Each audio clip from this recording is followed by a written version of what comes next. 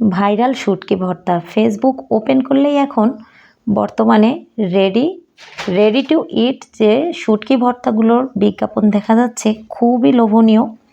তবে একটা জিনিস কি, আমার অনলাইনে অন্য সব কিছু যেমন তেমন, আমরা কিন্তু অনলাইনে খাবার জিনিসটা একটু কম অর্ডার করতে পছন্দ করি, তার জন্য নিজেই বানিয়ে নিলাম।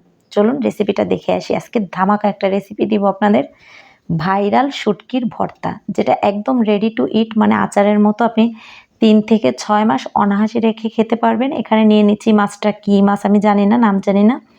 তো 2-3 প্রকারের শুটকি আমার ঘরে ছিল, সেখান থেকে এটাই আমি চয়েস করে নিয়েছি। তো খুব সুন্দর করে আঁশটে ছাড়িয়ে এবং পেঁয়াজ মরিচ যা কিছু লাগবে, রসুন আমি কুচি করে কেটে নিয়েছি এবং মাছটা এখানে হালকা তেলে কাঠখোলাই বলতে পারেন, আমি এপিট ওপিট মোটামুটিভাবে ভেজে নিয়েছি, একদম কড়কড়া করিনি যেহেতু বাটতে হবে। তো মাছ ভাজা কিন্তু হয়ে গিয়েছে, মাছগুলো তুলে নিচ্ছি। আর এখন পেঁয়াজ রসুন আর হচ্ছে শুকনা মরিচ, এইগুলো আমি একটু সুন্দর করে ভেজে নিব। একদম লাল করে ভাজা যাবে না, মোটামুটি একটু ভাজতে হবে যাতে একটা সুন্দর ফ্লেভার আসে। তো তার জন্য দেখেন এক সাইডে করে কিন্তু আমি মরিচগুলো ভেজে উঠিয়ে নিলাম। আর এর মধ্যে একটু ফাঁকা করে আমি কিছু কালো জিরা দিয়ে দিব, কারণ যেহেতু আমি বাসায় ভর্তাটা করব, কালো জিরা কিন্তু আলাদা ভর্তা করলে একটু তেতো ভাব থাকে। তো তার জন্য আমি বিভিন্ন ভর্তার মধ্যে চেষ্টা করি কালো জিরা দিতে, তার জন্য কিন্তু টেস্টটাও বাড়ে এবং অনেক সুন্দর একটা ফ্লেভার আসে।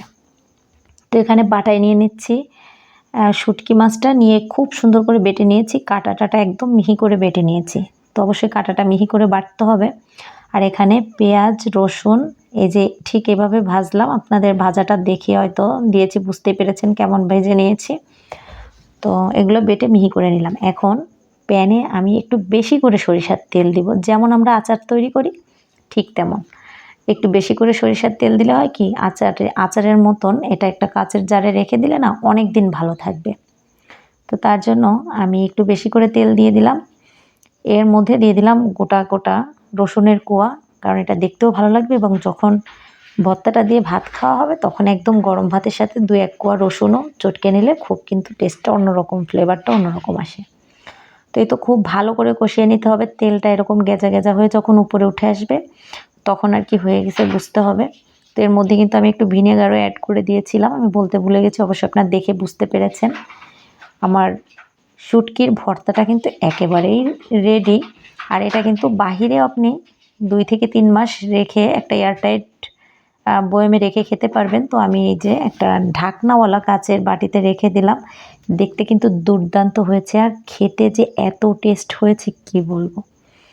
তো যাই হোক, 1 চামচ নিয়ে কিন্তু আমি অলরেডি ভাত খেয়েও নিয়েছি, এত ঘ্রাণটা এত দারুণ হয়েছে কি বলবো আর। যেহেতু পেঁয়াজ মরিচটা ভাজা হয়েছে, তার মধ্যে একটু কালো জিরা দেওয়া হয়েছে, একদম অথেন্টিক। তো আজকে এই পর্যন্তই, ভালো লাগলে একটা লাইক করে দেবেন। আল্লাহ।